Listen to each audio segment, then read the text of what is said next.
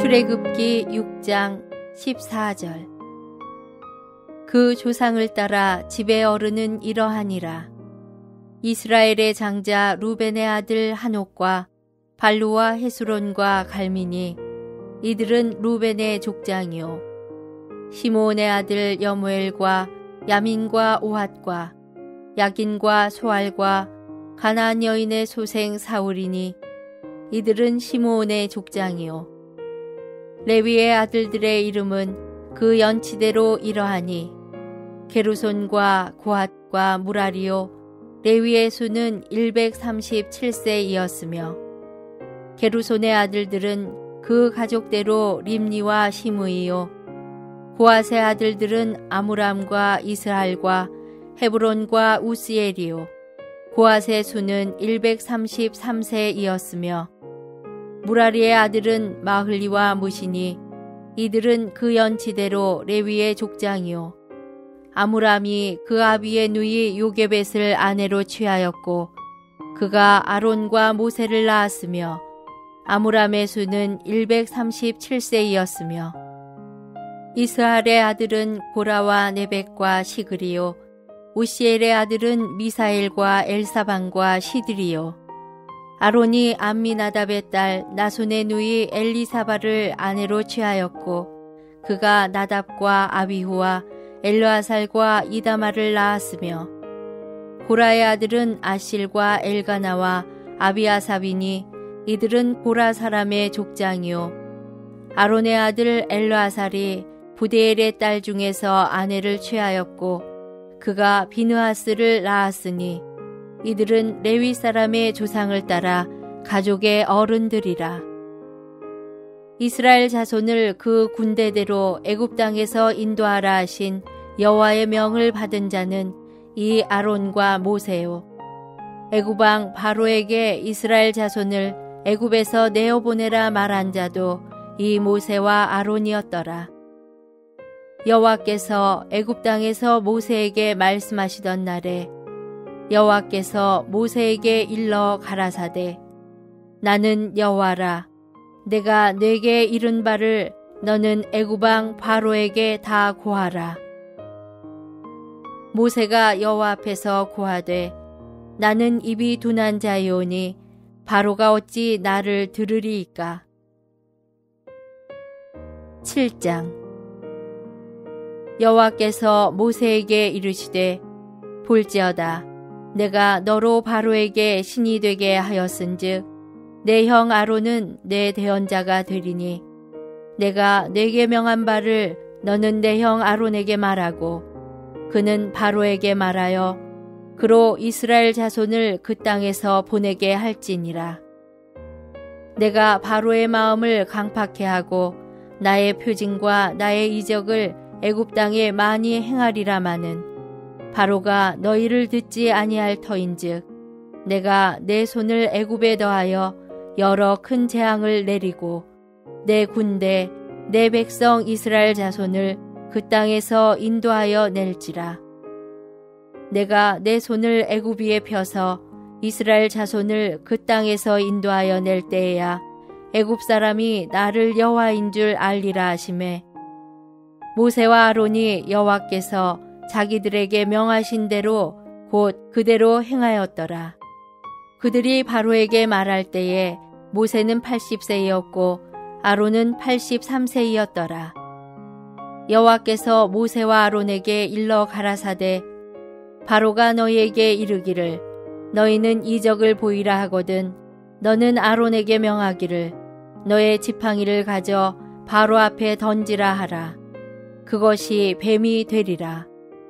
모세와 아론이 바로에게 가서 여호와의 명하신 대로 행하여 아론이 바로와 그 신하 앞에 지팡이를 던졌더니 뱀이 된지라.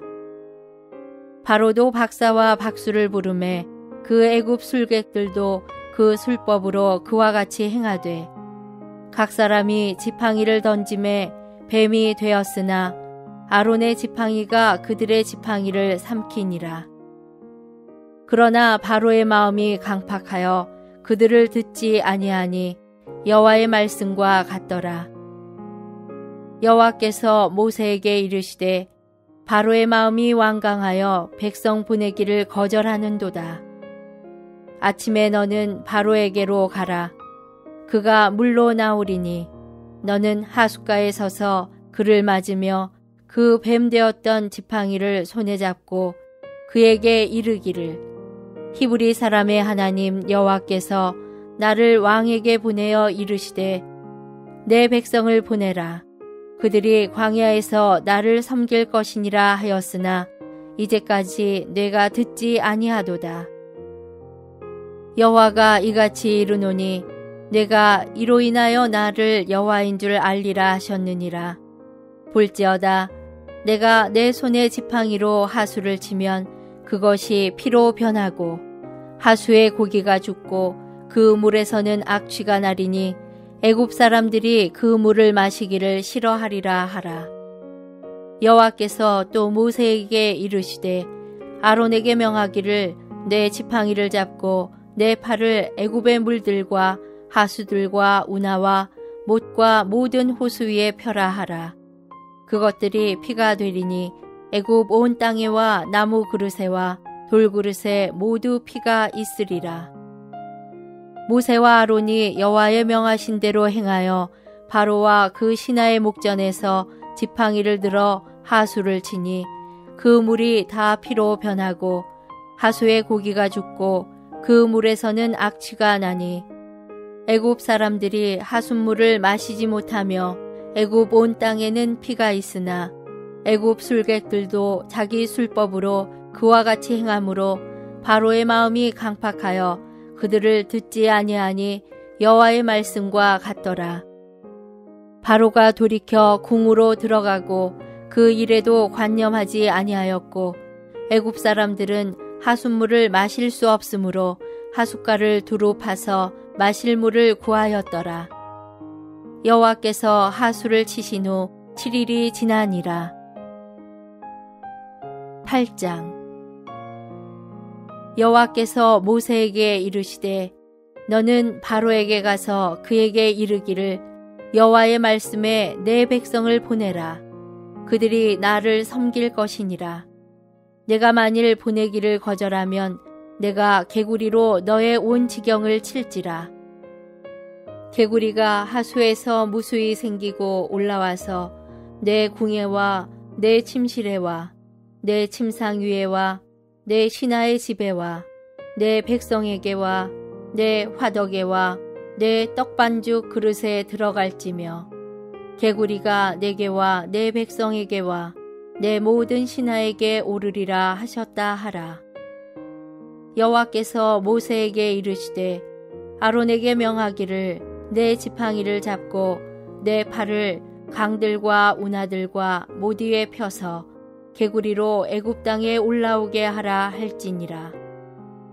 아론이 팔을 애굽 물들 위에 펴매 개구리가 올라와서 애굽 땅에 덮이니 술객들도 자기 술법대로 이와 같이 하여 개구리로 애굽 땅에 올라오게 하였더라. 바로가 모세와 아론을 불러 이르되 여호와께 구하여 개구리를 나와 내 백성에게서 떠나게 하라. 내가 이 백성을 보내리니 그들이 여호와께 희생을 드릴 것이니라. 모세가 바로에게 이르되 내가 왕과 왕의 신하와 왕의 백성을 위하여 어느 때에 구하여 이 개구리를 왕과 왕궁에서 끊어서 하수에만 있게 하오리이까 내게 보이소서. 그가 가로되 내일이니라. 모세가 가로되 왕의 말씀대로 하여 왕으로 우리 하나님 여호와와 같은 이가 없는 줄을 알게 하리니 개구리가 왕과 왕궁과 왕의 신하와 왕의 백성을 떠나서 하수에만 있으리이다 하고 모세와 아론이 바로를 떠나 나아가서 바로에게 내리신 개구리에 대하여 모세가 여호와께 간구하매 여호와께서 모세의 말대로 하시니 개구리가 집에서 마당에서 밭에서 나와서 죽은지라. 사람들이 모아 무더기로 쌓으니 땅에서 악취가 나더라. 그러나 바로가 숨을 통할 수 있음을 볼 때에 그 마음을 완강케 하여 그들을 듣지 아니하였으니 여호와의 말씀과 같더라. 여호와께서 모세에게 이르시되 아론에게 명하기를 내 지팡이를 들어 땅에 티끌을 치라 하라. 그것이 애굽 온 땅에서 이가 되리라. 그들이 그대로 행할세 아론이 지팡이를 잡고 손을 들어 땅에 티끌을 치매 애굽 온 땅의 티끌이 다 이가 되어 사람과 생축에게 오르니 술객들이 자기 술법으로 이같이 행하여 이를 내려 하였으나 못하였고 이는 사람과 생축에게 있은지라.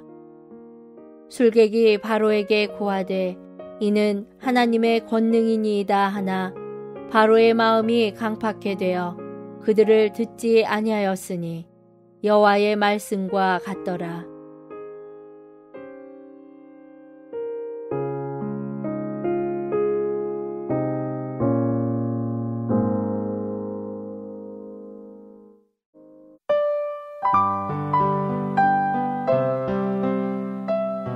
마태복음 제19장.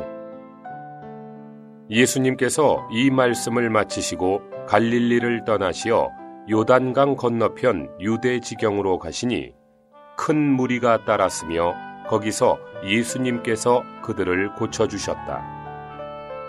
바리새인들이 예수님께 나아와 사람이 이유만 있다면 아내와 이혼하는 것이 옳습니까? 라고 하며 시험하니 예수님께서 대답하셨다. 사람을 창조하신 분께서 본래 남자와 여자를 만드시고 이러므로 남자가 부모를 떠나 아내와 합하여 그 둘이 한 몸이 될 것이다 라고 말씀하신 것을 읽어본 적이 없습니까? 따라서 그들은 이제 둘이 아니라 한 몸입니다. 그러므로 하나님께서 짝지어 주신 것을 사람이 나누지 못합니다. 바리새인들이 예수님께 그러면 왜 모세는 이혼 증서를 주고 이혼하라고 명령하였습니까? 라고 하니 예수님께서 말씀하셨다. 모세는 여러분의 마음이 굳어졌기 때문에 아내와 이혼하는 것을 허락하였으나 본래 그런 것은 아닙니다. 나는 여러분에게 말합니다. 누구든지 음행한 이유 외에 아내와 이혼하고 다른 여자와 결혼하면 간음하는 것이요 또 이혼당한 여자와 결혼하면 간음하는 것입니다. 제자들이 예수님께 아내에 대한 남자의 처지가 그러한 것이라면 결혼하지 않는 것이 낫겠습니다 라고 하니 예수님께서 말씀하셨다. 누구나 다 이 말을 받을 수 있는 것이 아니라 하나님께서 허락하신 사람만이 받을 수 있습니다. 모태에서부터 그렇게 태어난 고자도 있고 사람들이 만들어서 된 고자도 있으며 또 천국을 위해 스스로 된 고자도 있습니다. 이 말을 받을 만한 사람은 받으십시오. 그때에 사람들이 어린아이들을 예수님께로 데려와 안수하시고 기도해 주시기를 바랐으나 제자들은 그들을 꾸짖었다. 그러나 예수님께서 어린아이들이 나에게 오는 것을 허락하고 막지 마십시오. 왜냐하면 천국이 이와 같은 사람들의 것이기 때문입니다. 라고 하시고 어린아이들에게 안수하신 후 거기서 떠나가셨다. 어떤 사람이 예수님께 나와 선생님, 내가 무슨 선한 일을 하여야 영원한 생명을 얻을 수 있습니까? 라고 하니 예수님께서 그에게 말씀하셨다. 왜 나에게 선한 일에 관해 묻습니까? 선한 분은 한 분뿐이십니다. 그러나 그대가 생명 안으로 들어가기 원한다면 계명들을 지키십시오. 그가 예수님께 어떤 계명들입니까? 라고 하니 예수님께서 말씀하셨다. 살인하지 마라. 간음하지 마라. 도둑질하지 마라. 거짓 증언하지 마라. 너의 부모를 공경하여라. 또한 너의 이웃을 너 자신처럼 사랑하여라. 그 청년이 예수님께 이 모든 것을 내가 지켰습니다. 나에게 아직 무엇이 부족합니까? 라고 하니 예수님께서 말씀하셨다. 그대가 온전해지기를 원한다면 가서 그대의 소유를 팔아 가난한 사람들에게 주십시오. 그러면 그대가 하늘에서 보화를 얻을 것입니다. 그리고 그대는 와서 나를 따르십시오. 그러나 그 청년은 이 말씀을 듣고 근심하며 떠나갔는데 왜냐하면 그에게 재산이 많았기 때문이다. 그러자 예수님께서 제자들에게 말씀하셨다. 내가 진실로 여러분에게 말합니다. 부자가 천국에 들어가는 것은 참으로 어렵습니다. 다시 여러분에게 말합니다. 낙타가 바늘귀를 통과하는 것이 부자가 하나님의 왕국에 들어가는 것보다 쉽습니다. 제자들이 듣고 매우 놀라며 말하였다. 그러면 누가 구원받을 수 있습니까? 예수님께서 그들을 바라보시며 말씀하셨다. 사람으로는 그것이 불가능하지만 하나님으로는 모든 것이 가능합니다. 그러자 베드로가 예수님께 보십시오. 우리가 모든 것을 버리고 주님을 따랐습니다. 그러니 우리가 무엇을 얻게 되겠습니까? 라고 하니 예수님께서 그들에게 말씀하셨다. 내가 진실로 여러분에게 말합니다. 복원의 때에 사람의 아들이 자기의 영광의 보좌에 앉을 때 나를 따른 여러분도 12 보좌에 앉아 이스라엘 12 지파를 심판할 것입니다. 또 내 이름을 위하여 집이나 형제나 자매나 아버지나 어머니나 자녀나 논밭을 버린 사람마다 보상을 100배나 받을 것이며 또 영원한 생명을 상속받을 것입니다. 그러나 앞에 있다가 뒤에 있게 되고 뒤에 있다가 앞에 있게 될 사람이 많을 것입니다.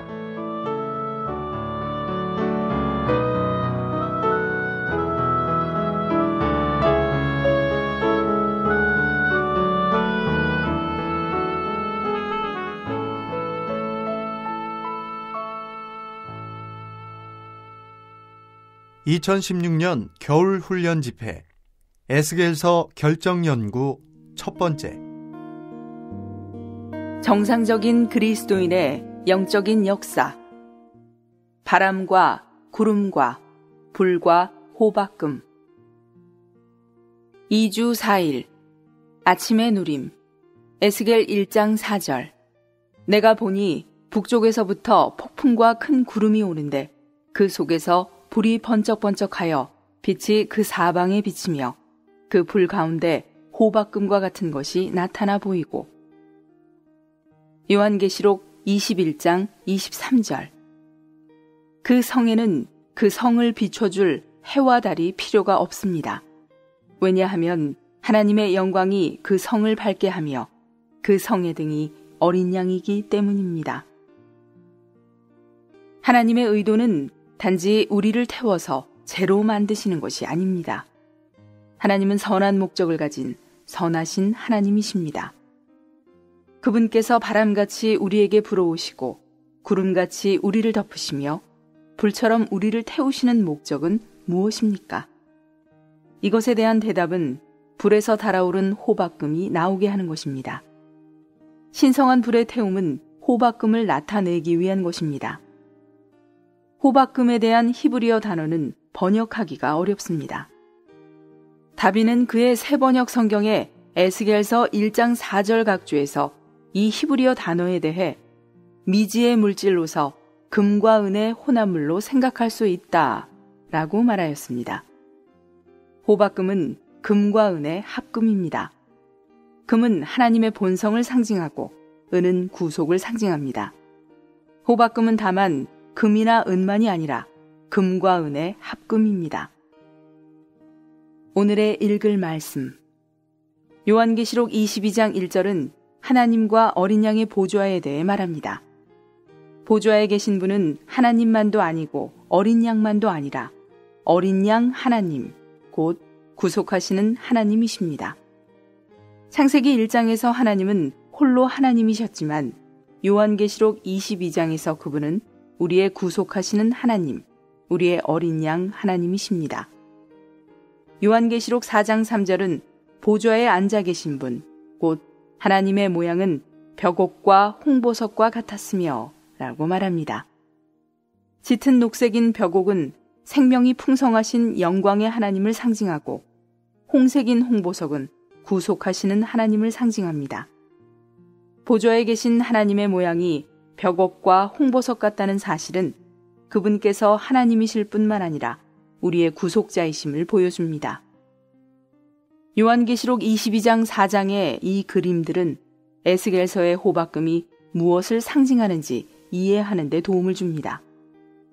우리의 하나님은 금으로 상징되는 신성하신 존재이실 뿐 아니라 은으로 상징되는 구속하시는 하나님이십니다.